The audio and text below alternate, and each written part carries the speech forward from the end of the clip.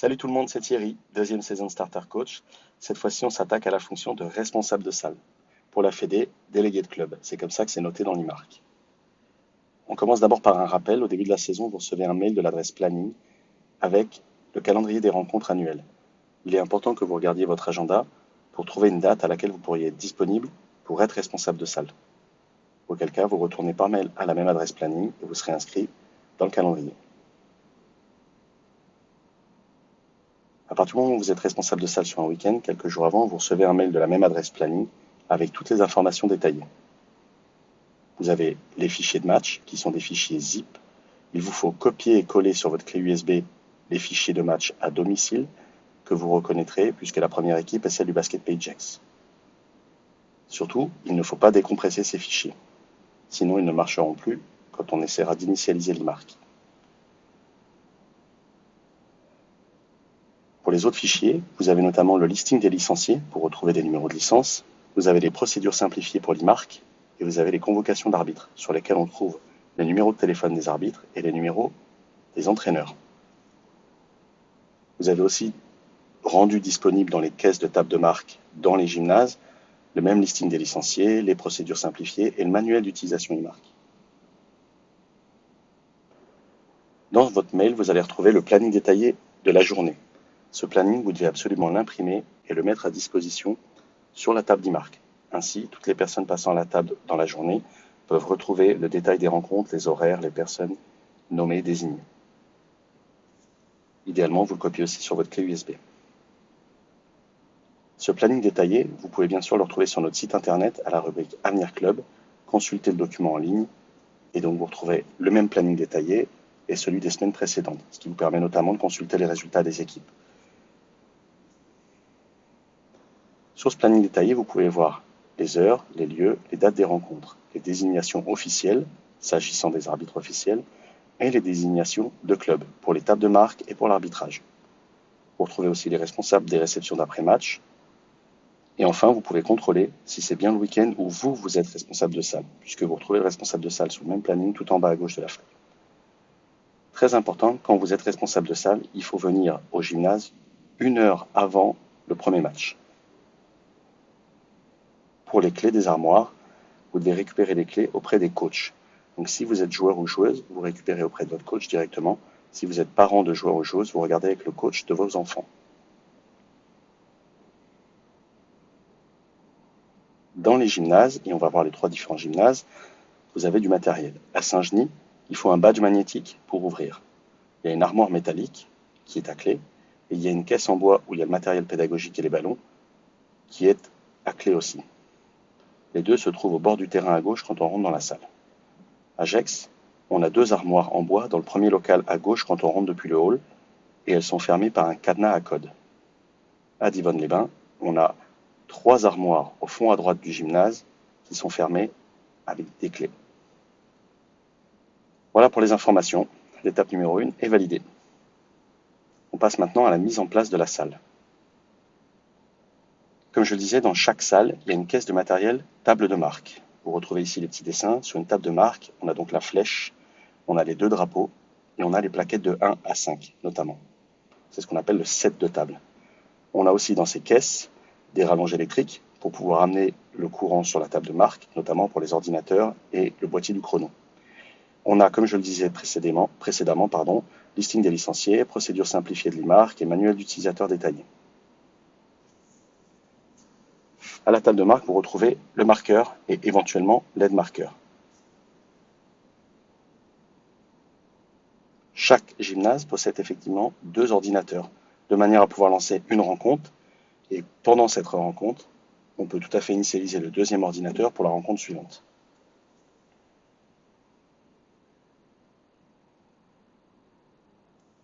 Il faut mettre aussi en place le système de chronométrage. Chaque gymnase possède un système de chronométrage. À Gex, il faut demander la valise au gardien sur place. À Divonne, la valise est posée sur la tablette en bois à l'entrée du gymnase, sous les commandes de panier. Et à Saint-Genis, la valise elle est rangée dans l'armoire de matériel du Basket PageX.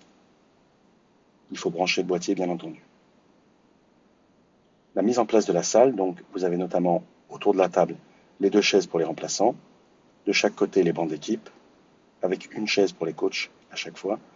Et là, vous retrouvez à peu près la mise en place, c'est-à-dire 2 mètres de la ligne de bord de terrain et 5 mètres d'espacement entre la chaise du coach et la table d'e-marque. Ne pas oublier de mettre à disposition sur la table de marque 2 bouteilles d'eau pour 2 arbitres ou une bouteille d'eau pour un arbitre. Et il faut aussi mettre au passage 2 bouteilles d'eau pour les équipes adverses. Les équipes locales sont censées prendre leur gourde. Toujours concernant la mise en place de la salle, vous allez retrouver une caisse avec notamment le matériel pour l'espace café. Donc chaque gymnase possède un espace café qu'il faut mettre en place avant la première rencontre. À Gex, c'est à gauche en entrant. À Divonne-les-Bains, c'est vers le bar avec la grande table ovale. À Saint-Genis, c'est au pied des escaliers avant d'entrer dans la grande salle. Vous retrouvez ici illustrés les différents éléments à mettre en place. Voilà pour l'étape numéro 2. La mise en place de la salle est faite. On va passer à l'étape numéro 3, les responsabilités. Le responsable de salle, il est en charge de quoi? D'abord, il est la première image du club. C'est lui qui accueille les équipes adverses et notamment les arbitres. Il leur propose le café aux coachs et aux arbitres uniquement. L'accueil se passe aussi par l'orientation des équipes dans les vestiaires disponibles. Durant la journée, il y a plusieurs matchs qui se croisent et les vestiaires sont occupés à tour de rôle. Donc il faut bien veiller à ne pas mettre des équipes dans les mêmes vestiaires déjà occupés, et notamment à ne pas mélanger filles et garçons. Le responsable de salle a aussi en charge la mise en place de la table de l'e-marque, assurer la présence des désignations 30 minutes avant, ce qui est noté sur la feuille, planning de la journée.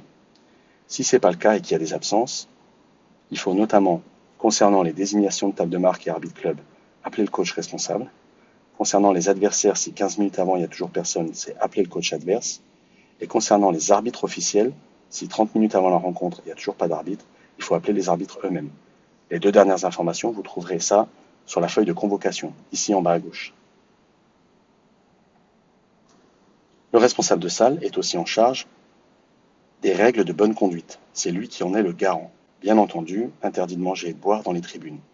S'il y a des troubles faits, c'est au responsable de salle d'aller dialoguer de manière diplomate avec les troubles faits, de mettre éventuellement un avertissement, voire un deuxième. Au bout du deuxième avertissement, il faut éconduire le trouble fait à l'extérieur du gymnase.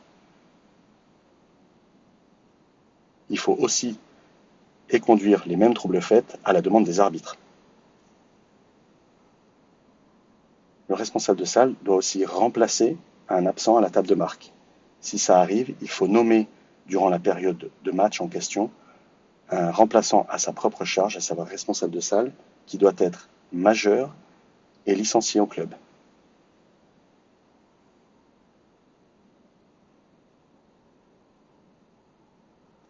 Le responsable de salle doit être le garant de l'e-marque, le timing du paramétrage des rencontres. Donc j'explique un petit peu. La première rencontre, généralement, on paramètre l'ordinateur et elle démarre à temps. La deuxième rencontre, avant la fin de la première rencontre, il faut prendre le deuxième ordinateur et l'équipe des OTM, ou du moins des responsables à la table de marque qui ont été désignés, doit bien arriver une demi-heure avant sa rencontre et paramétrer le deuxième ordinateur, de manière à ce que quand la première rencontre se termine, on puisse enchaîner tout de suite avec la deuxième rencontre sans perdre de temps. Il faut éventuellement, comme je le disais au tout début, prévoir d'avoir les fichiers zip en cas de secours si les coachs ne les ont pas. Et ce qui est très important, c'est le contrôle visuel de l'initialisation et surtout des clôtures de toutes les rencontres.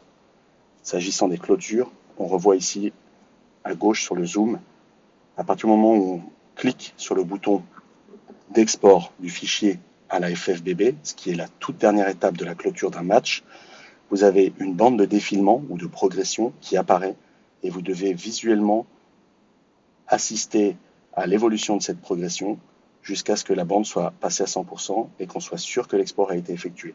Ça, c'est la responsabilité du responsable de salle. Si vous avez un souci avec l'e-marque, on rappelle qu'il y a une procédure simplifiée en plusieurs pages avec des captures d'écran qui expliquent chaque étape. Voilà, quand la journée est terminée, bien sûr, rangement du matériel du club dans les différentes caisses, les caisses dans les différentes armoires, on parle de la caisse table de marque, la caisse de l'espace café, et les ordinateurs dans les tables de marque. S'assurer que les armoires du club soient bien fermées. Ensuite, il y a le rangement du matériel communal, les tables, les chaises, les bancs.